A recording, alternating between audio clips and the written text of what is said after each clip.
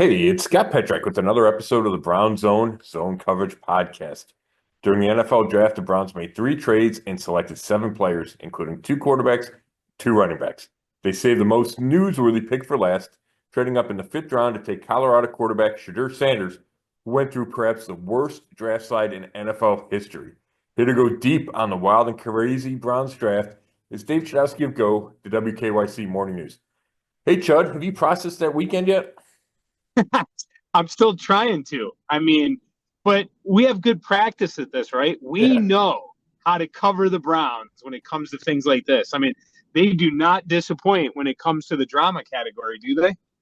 Oh, never. Not in my what is this year, 22, 23 doing this? 22, I think. have, No, there's always have I, something going on, buddy. have I ever told you this on the podcast, or have I ever told you this? I'll never forget.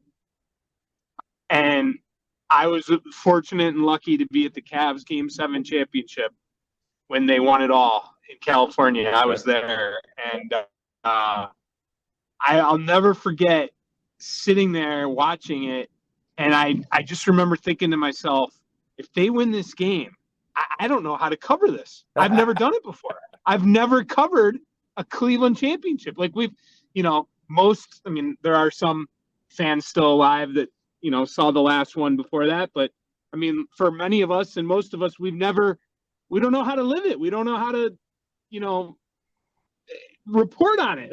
I know how to report on the heartbreaks and the losses. And I just remember thinking, this is amazing. This is so great to be able to do this. But when it comes to the Browns, we have plenty of practice when it comes to things like Shedeur Sanders. And you might not see it coming, but when it comes, you're ready for it. That's right.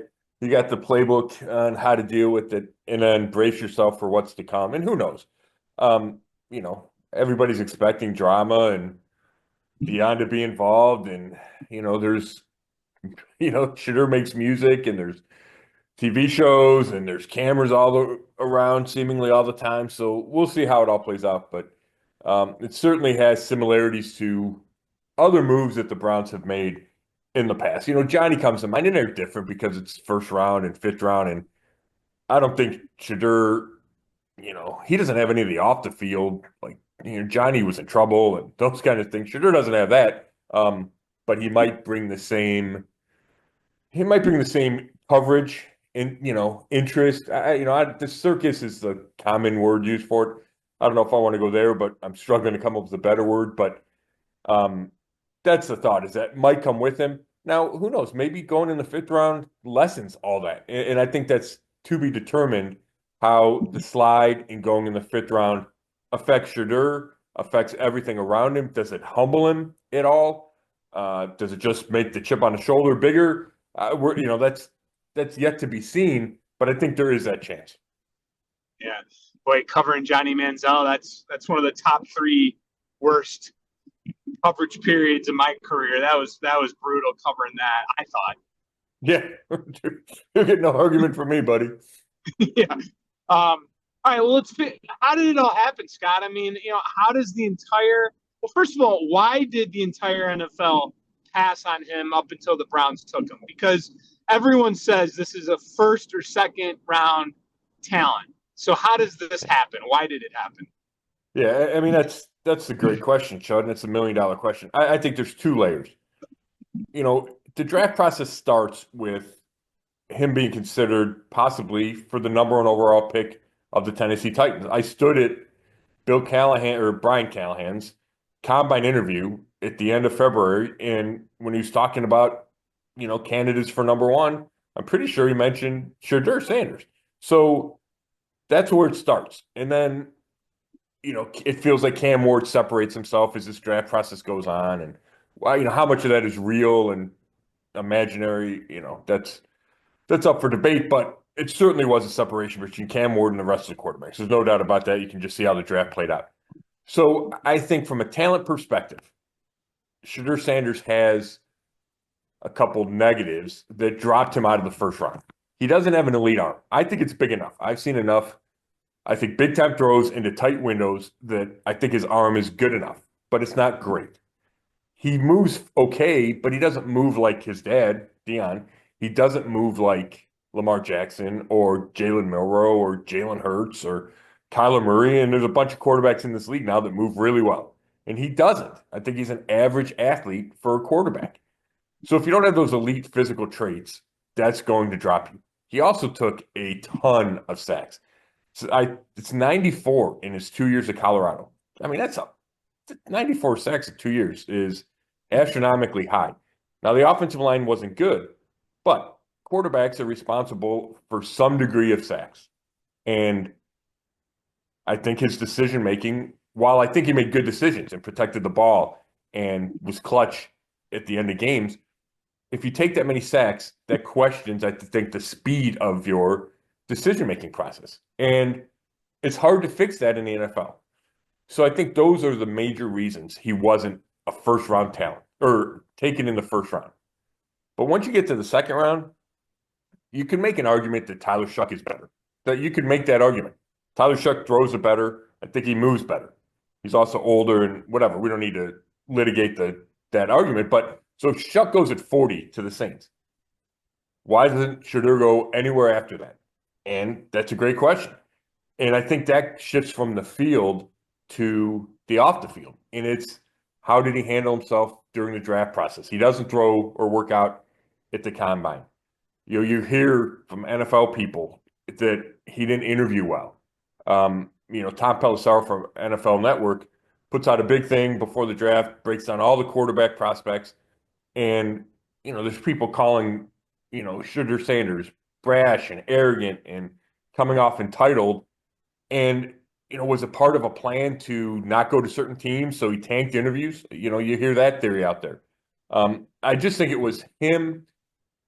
And part of it is that circus you mentioned, the distractions. Is there distractions? Do teams feel like Dion, his Hall of Fame dad, could be a pain and could be a helicopter parent that's always around and tweeting about his son not playing or his son not getting help from the line or help from his skill players? I think those concerns were why he dropped from the second round to fifth round. I think it was all a perception. He rubbed people the wrong way. And then you have the fact that, some teams didn't need quarterbacks. I heard Kevin Clark say that some teams just didn't do any work on Shedeur Sanders because they thought he'd be gone in the first round or high in the second round. So if you're a team with a quarterback, why didn't you just draft him as a backup? Well, they hadn't met him or they hadn't studied him enough or any of those kind of things. So I think there's a bunch of reasons, but I think the talent gets him out of the first round. And then it's this perception of him as a person and maybe his family too that drops him from the second to the fifth round. So why do the Browns decide to finally take him, Scott? Because you take Gabriel in the third round. All right, so you've already taken a quarterback. You've seen the reaction that obviously Stefanski and Barry had, and that was talked about. And you have so much talk about this was Jimmy Haslam's pick that Haslam jumped in. And not only did they pick him, but they traded up to get him. So where do you fall in all of this? How did this happen? Why did the Browns decide to finally take him? I can never rule out the ownership involvement factor because we've seen the Haslams get involved in the past. Probably none more than, the obvious example is Johnny Manziel. They wanted Johnny Manziel. So I would never rule that out. I do believe that the Haslams have learned a lesson in the last decade. I mean, Johnny Manziel was 2014. And I think they have trusted their football people to make decisions. Andrew Berry says, Jimmy lets us do our job. What else is he going to say? But the so I'm not saying that could not have happened. And maybe it's part of the discussion is, hey, we need some buzz. He's going to give us buzz. Does it really matter? In the fifth round, isn't it worth taking a chance? Maybe that's part of the discussion. I think what's more likely in the greater part of the discussion is, hey, it's a fifth round. We have an uncertain quarterback situation. This is a Browns talking. You have Kenny Pickett, who knows? You have 40-year-old Joe Flacco. You took Dillon Gabriel, who you like better, but he's 5'11". Is he really going to be the answer? Shedeur Sanders could become something. And if the Browns at any point had him rated highly on their board, which, it looks like they did because they could have taken him way earlier. But let's say they recognize that there is a high upside with Shedeur Sanders, and I certainly feel there is. Why not take him in the 5th round? I do believe Andrew Berry when he talks about the importance, the value of that position. And if you can get a guy that has a chance at quarterback in the 5th round, and all you have to do is give up, whatever they gave up, a 5th round pick and a 6th round pick, then why not? Because there is such an upside. It is great value for a guy that, let's say he was the 45th prospect and you're getting him at 144. So I think that in the end, that is why they did it. And there's also low risk taking a guy in the 5th round. They could cut him tomorrow if he did something that they didn't like. Now, I know he's got a big name, and, if you believe the Haslams or, Jimmy Haslam or whoever was the guy behind the trade and the move, then maybe you can't trade him, or you can't cut him. But just looking at him as a 5th round pick, nothing is guaranteed.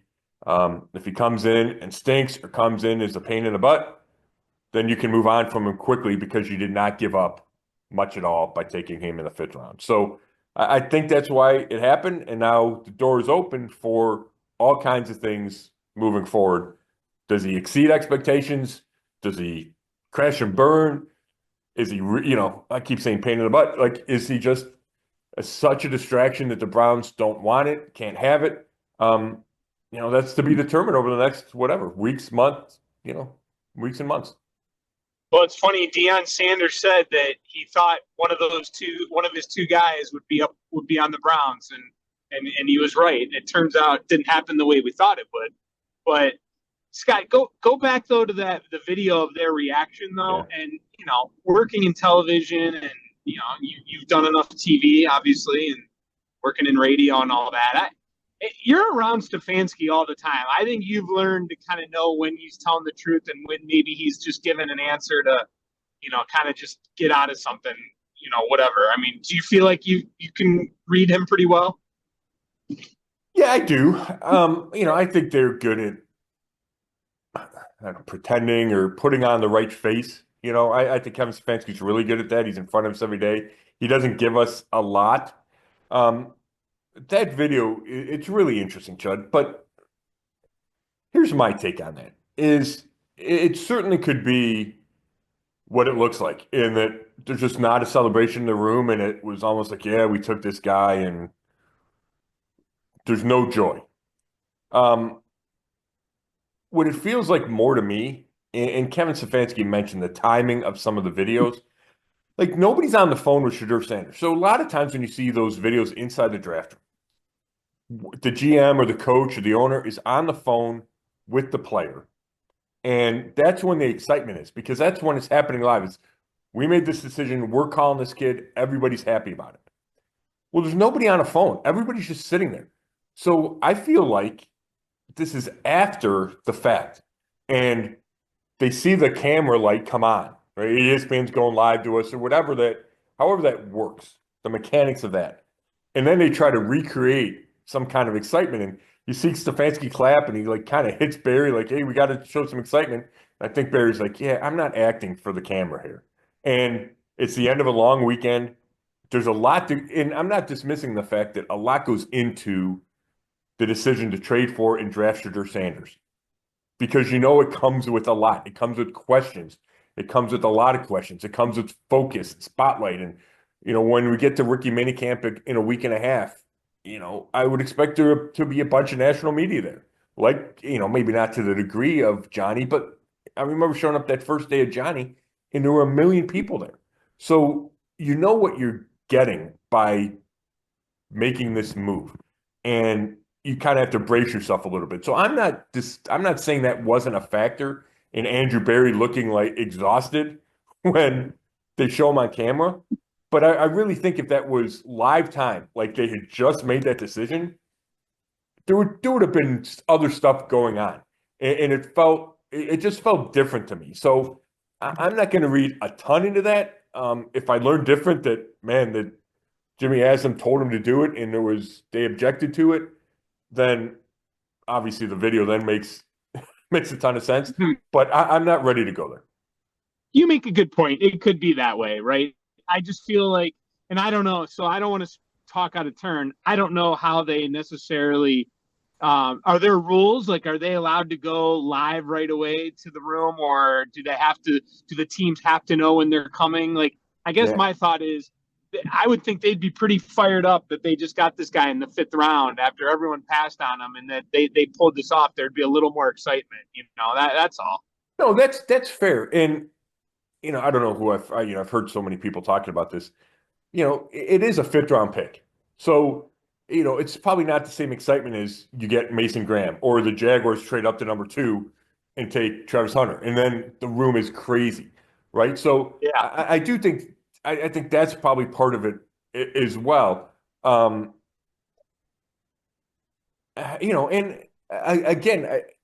This had to be somewhat of a difficult decision because they could have taken him in the 2nd round twice. They could have taken him in the 3rd round twice. They could have taken him in the 4th round. So they had obviously made a conscious decision not to. They chose Dillon Gabriel out of Oregon before him. So they're probably, I believe that the Browns view this as a great value pick and the right move to make.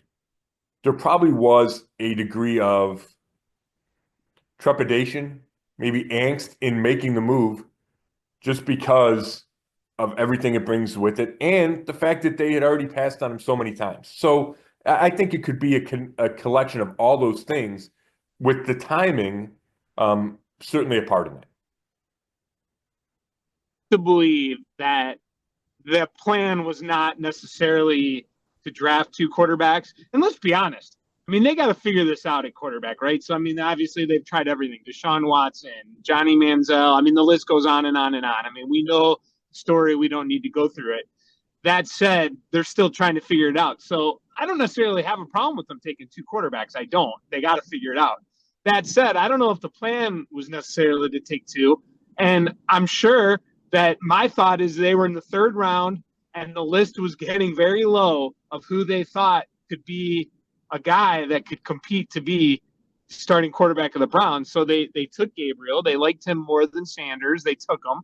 And then it got to be 4th round and then 5th round. And they're like,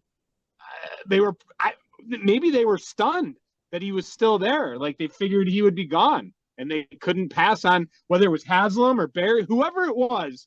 They obviously made the pick. They decided that they had to take a chance on this guy, and at that point, not let him slide to someone else. Yeah, I agree with all that, Chud.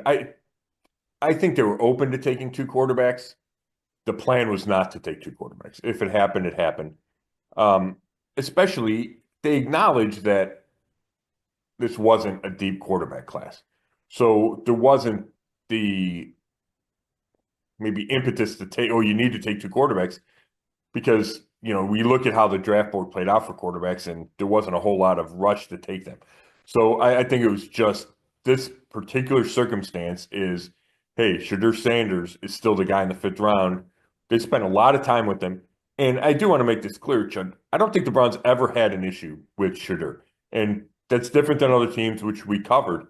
Just to hear them talk about Shedeur and Dion throughout the whole process, I felt like they were always good with it from, a player standpoint and a person standpoint. And I do believe that they weren't. And, Jimmy Haslam and J.W. Johnson, they were part of the trip to Boulder, Colorado for when they met Shedeur for dinner, and then they watched his pro day. So it wasn't just, Andrew Berry and Kevin Stefanski. It was all the higher-ups, or most of the higher-ups, including ownership, was there. So they would have had a feel for Shedeur and Dion and not be turned off like other teams in the league were, or other coaches or whoever across the league. But yeah, so I don't think that was the plan. I think it just fell that way, Chud. I was stunned that they liked Dillon Gabriel more than Shedeur Sanders, that they had him rated higher. Now, you mentioned, okay, they had to take Gabe, or they see a couple quarterbacks go off the board. Jalen Milroe, the Seahawks trade up and take him 2 spots before Gabriel, who went 94 at the end of the third round. I think the Browns really wanted Jalen Milroe. Yeah. They would have traded up and got him. Because at that point in the draft, if he was your guy,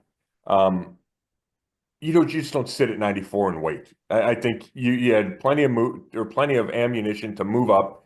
I think they would have done it. So I don't necessarily believe the idea of, okay, Milroe goes off the board, so now the Browns are, oh my, what are we going to do? We got to get a quarterback, especially Gabriel, who I think would have been available well into day 3. I mean, we said Will Howard and Kyle McCord. I think they both went in the 6th round.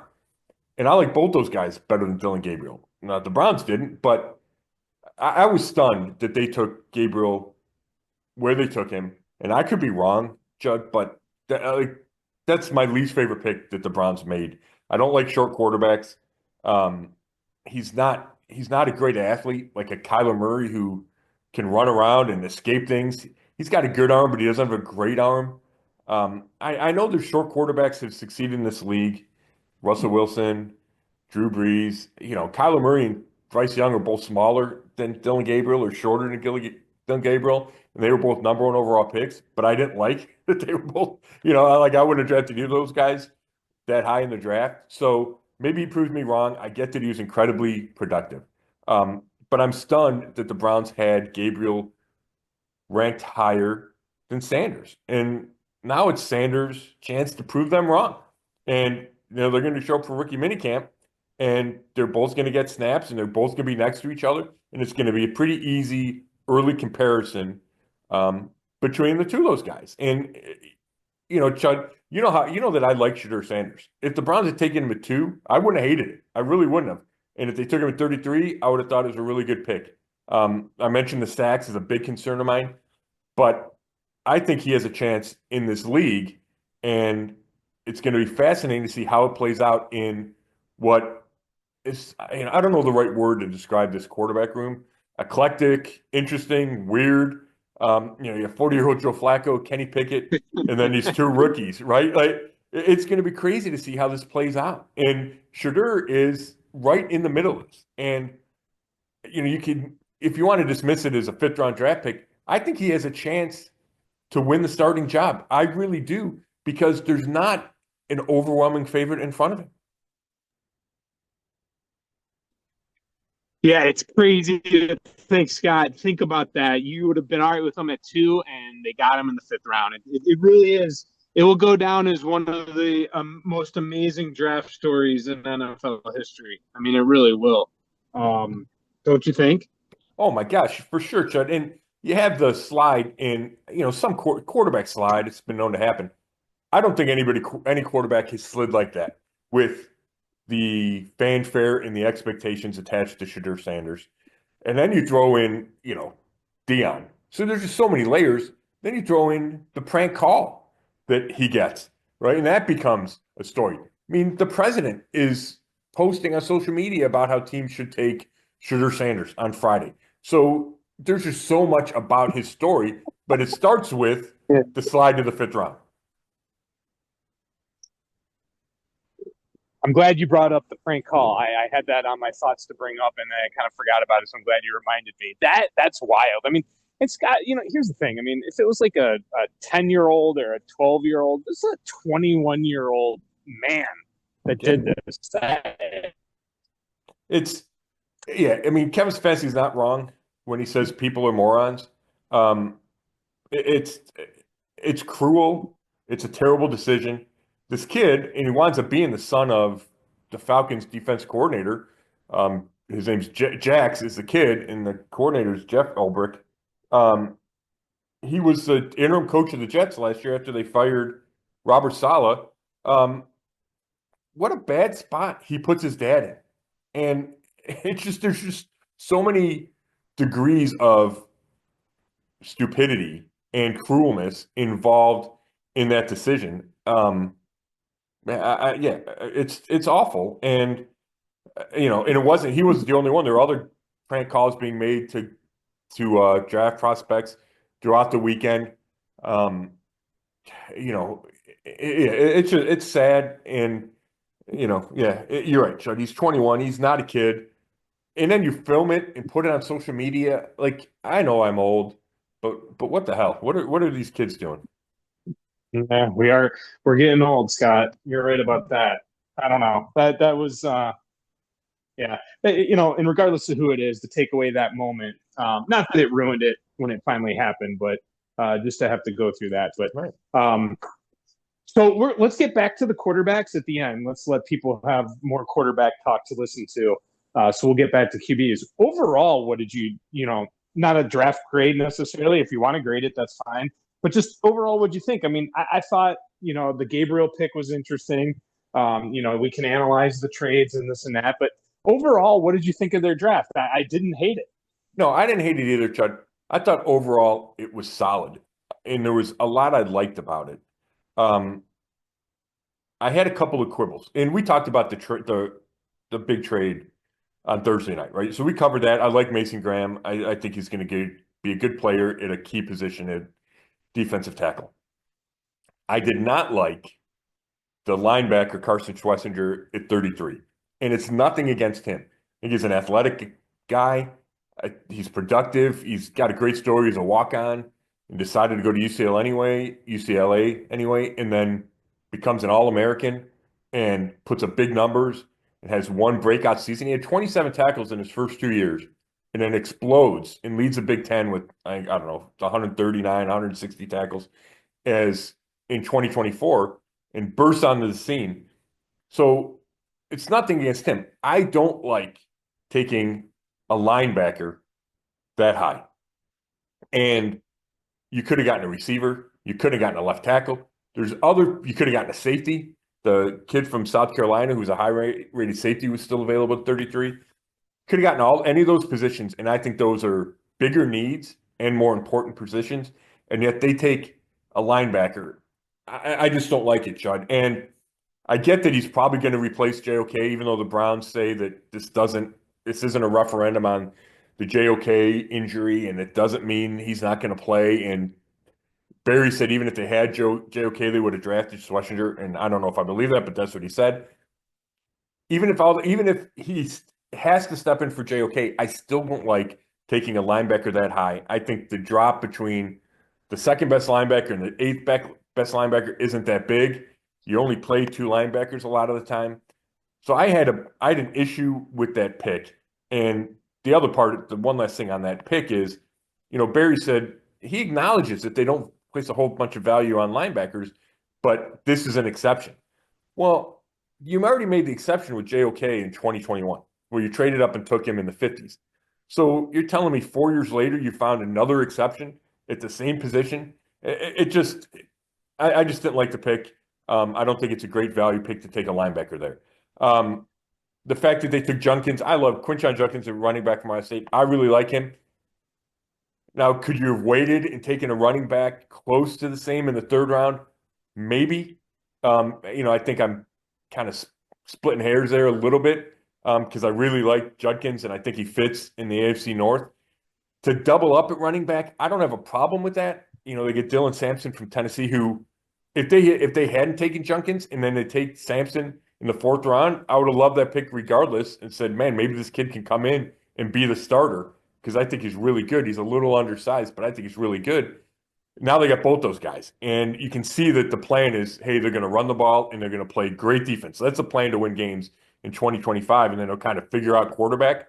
So, you could have a quibble, okay, do they need to go two running backs when you could have taken a receiver in the fourth round or a safety? Do they really need to? But again, these are quibbles. But I liked it overall, and I think the draft, Chud, has a chance to be great if Shedeur Sanders turns out, right, to be a starting quarterback, or the first rounder they got from Jacksonville, the first rounder in 2026, if that helps them get their quarterback of the future. Then this draft goes from really good to phenomenal. Yeah, was there a linebacker later in the draft that you would have been happy with had they waited on that position and taken someone else there? You know what? That's a great question, Chud. I did not spend a ton of time on linebackers. I mean, I looked them up, and I did at the time have a couple names. I'm going to look one up for you as I talk here. It's more about I just don't value that position enough. It's almost and it's almost like guard. Like, do you take a guard in the second round? And I'm saying that fully knowing that the Browns drafted Joe Bitonio in the second round, and he's right. He's great, and he might, he's borderline Hall of Famer, and he's turned out to be well worth the 35th pick in that draft where they took him in the Johnny draft, as a matter of fact. But I just think there's positions that you don't take there unless it's just the craziest exception. And we kind of saw that with Nick Chubb when they took him. That felt a little bit high for a running back. But he turned out to be great. And that's what they're hoping with Judkins. I just think you have to be careful when you go outside of your parameters. And I appreciate that you have that flexibility. And it's not like, we're never going to take a quarterback, right? We're never going to take a linebacker. Like, you can't be that strict about it. But this is not a guy or a time where I would have made that exception, especially given, like I mentioned, the other needs that the Browns had. I had Kobe King from Penn State was a guy. I thought UCLA's Caden Medrano was another guy that they could have taken maybe in the 5th round. So, who knows? I'm sure Schwesinger's better than those guys. But is he that much better? And maybe he proves to be, Chud. I don't know. I just philosophically don't like a linebacker that high. Yeah. Yeah, I was shocked by that. No doubt. It just seems like wide receiver has just been such a thorn in their side. Yeah. Well, and I'm glad you brought that up. It certainly has been. You look at the guys they've drafted: Anthony Schwartz, David Bell, Michael Woods II, Jamari Thrash. None of those guys has turned out. Now, the story hasn't been finished on Jamari Thrash. He was a rookie last year. Michael Woods is in his 3rd or 4th season. Same with David Bell, who was injured last year. But, I don't have a whole lot of optimism toward those guys. But speaking of receiver, they knew that they had neglected it in the draft, and then they went out. We're taping this Tuesday morning.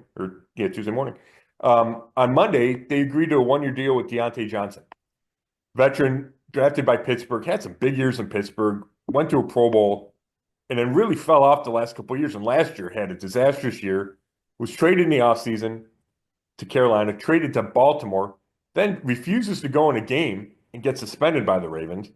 They cut him, goes to Houston. They cut him.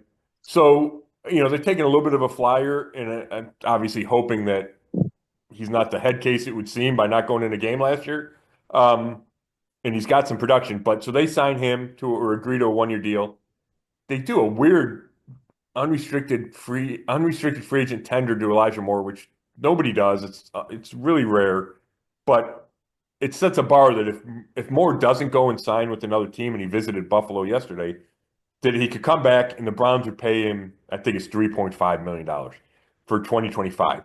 So they kind of set the bar that, okay, if you want to go get a better deal somewhere else, if not, you can come back and sign this deal with the Browns and play for 1 year. So they have options at receiver, which when you head out of the draft and all they have is Jerry Jeudy, Cedric Tillman, and a bunch of question marks, you throw Diontae Johnson in, you throw a possibility of Elijah Moore, and at least there's some proven players and some depth there.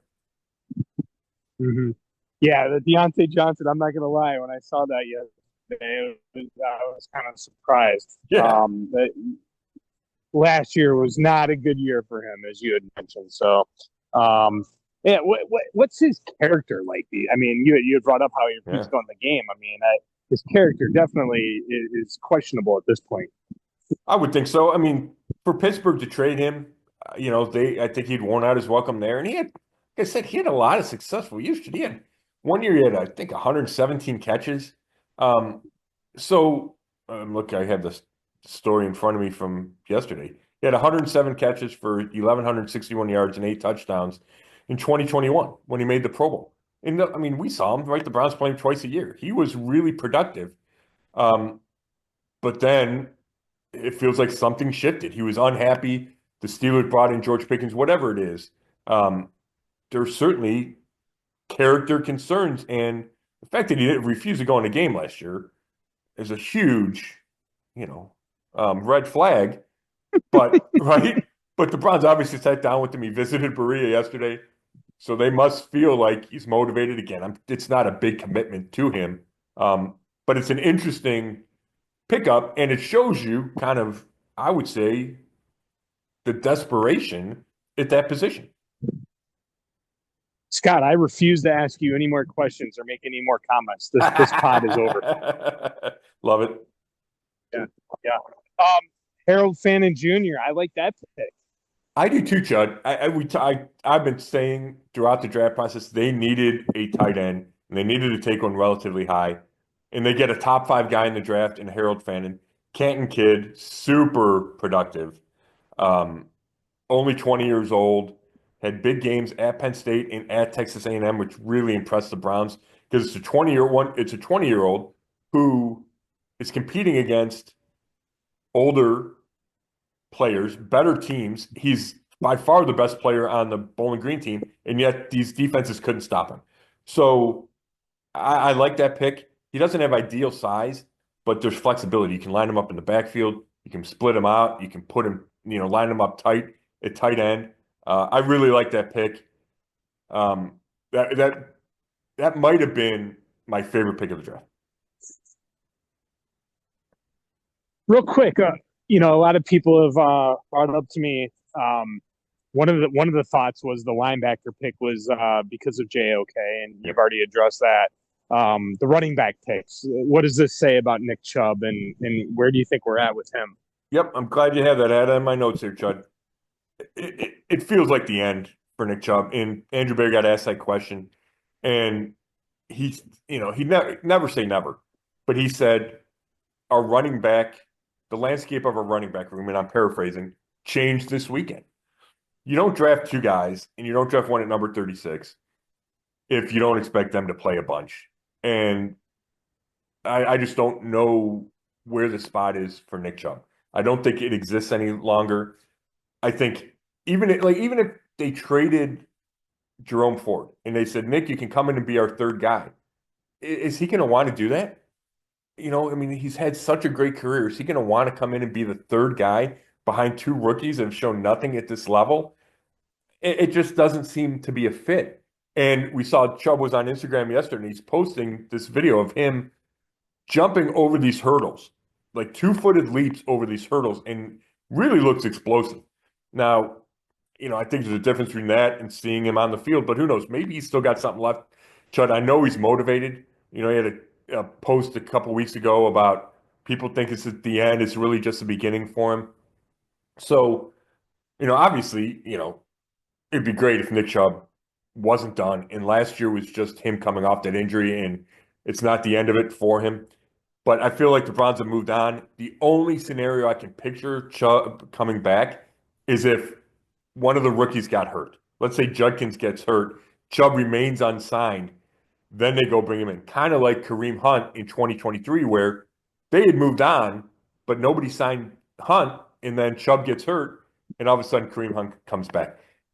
That seems like the scenario to me, but I feel like another team will pick up Chubb before that could ever be a possibility for the Browns. All right, let's go to quarterback talk. And before I do that, before I go back to the quarterback, anything else on the draft or any other topics you want to hit before nope. All I got is quarterback left. All I got is quarterback left, buddy. See that, man? We're on the same wavelength. All right. So what I do want to ask you is 5 years from now, when we look back at this, because like Josh Allen's a great example, right? I mean, oh, by the way, did you see the Buffalo GM that called the morning show in Buffalo complaining about them ripping them for not taking a receiver in the draft? No, I did not see that. Oh yeah, you gotta Google that or look it up. The GM from the Bills called the morning show at a station in Buffalo, and he ripped the guys, saying basically, hey, you guys complained in 2018 when we took Josh Allen, and now you're complaining we didn't take a receiver early. And he's talking about how they had the best offense in football and scored 30 points, 7-8 games in a row, whatever it was. Wow. And you're still bitching. You're bitching that we didn't take a receiver. He's like, it's our defense that we need to address. So it was just funny because, I mean, just picture that, just thinking about a GM calling a radio show. And, feels a little thin skin there.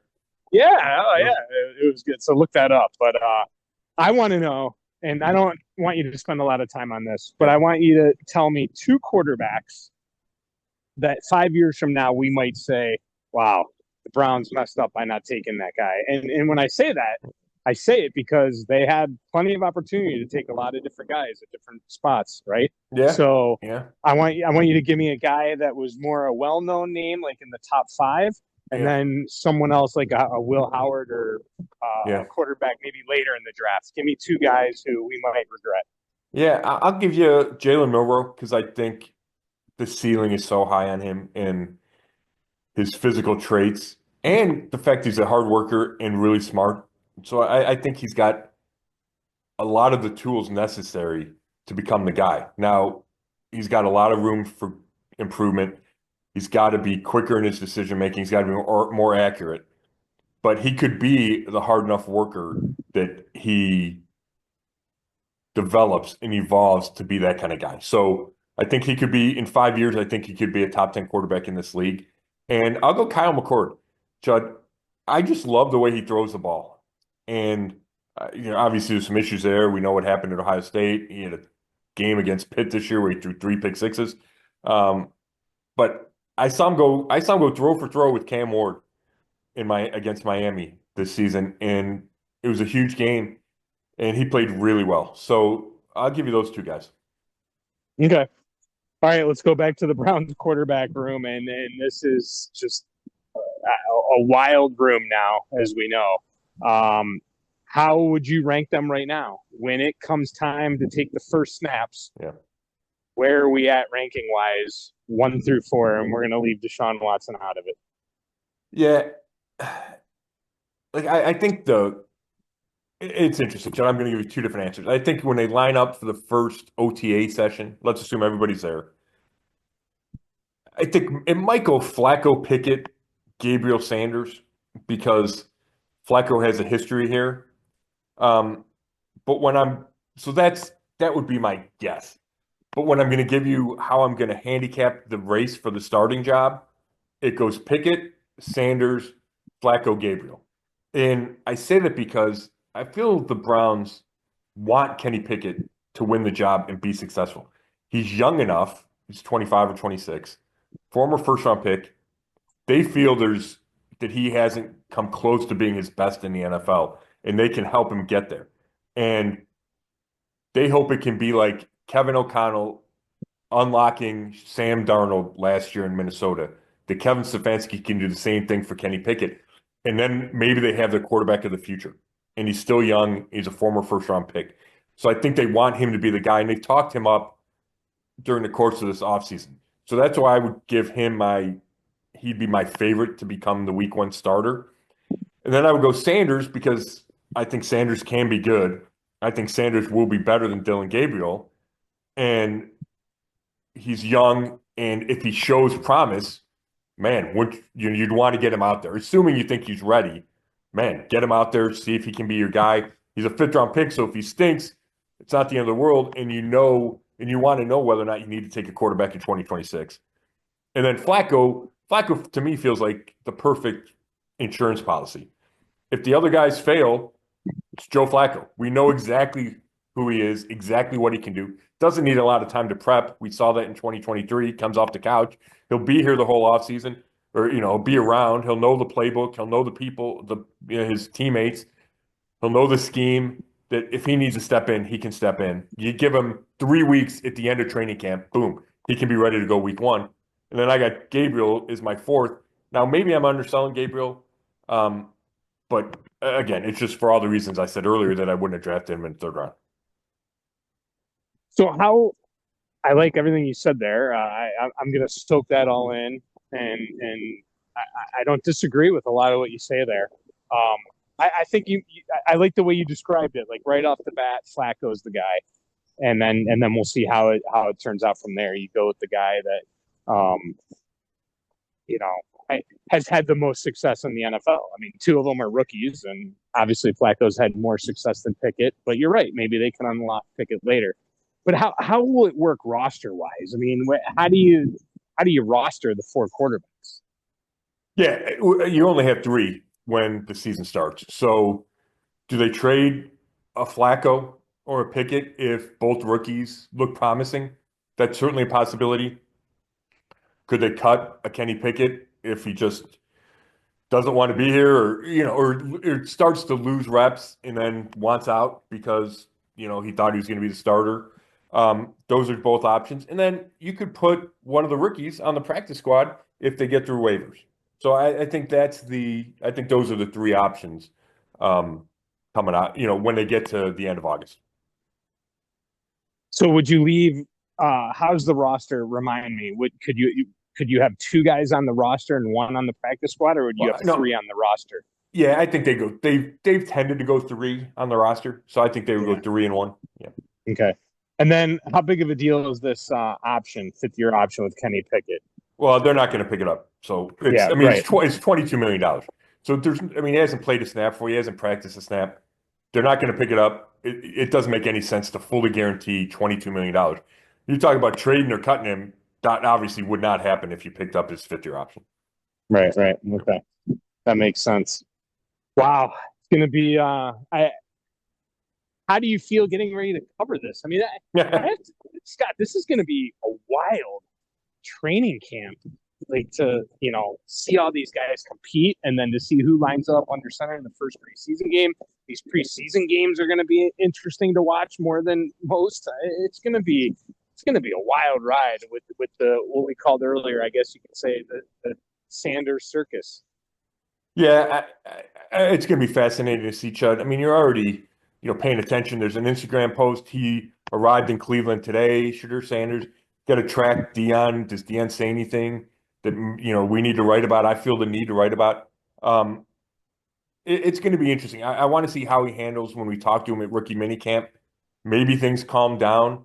How the Browns handle it. What kind of reps is he getting? But it certainly feels like I'm going to have to monitor. Not that I don't always monitor social media, but you never know when those kind of stories are going to pop up. Does he say something? Does he do something? Does Deion say or do something that I feel like I got to write? Mm-hmm. Yep. All right. You have to have eyes open at all times. Yep. Like you said, not that you don't always. I know. But that's exactly right. Well, that's all I got, unless you got something else. No, I don't, Chud. I think this was perfect. I appreciate it as always, Chud. Had a lot to cover. Maybe I'll give you a little break here. We'll see. We'll see. We get rookie minicamp at the end of next week, so maybe I'll give you next week off. No promises, but we'll see. So we got rookie minicamp, and then we got the schedule release May 14th. So look forward to that. That's right. Yep. Yeah, that's always the schedule release is always one of my favorite of the year. Yeah, no, we have fun with that one. Yeah. So cool. All right. Appreciate it, Judd. I appreciate it as always, Bud. This was a good one. Thanks everybody for listening. This has been another episode of the Zone Coverage Podcast, and you can read all my work at brownzone.com. Thank you.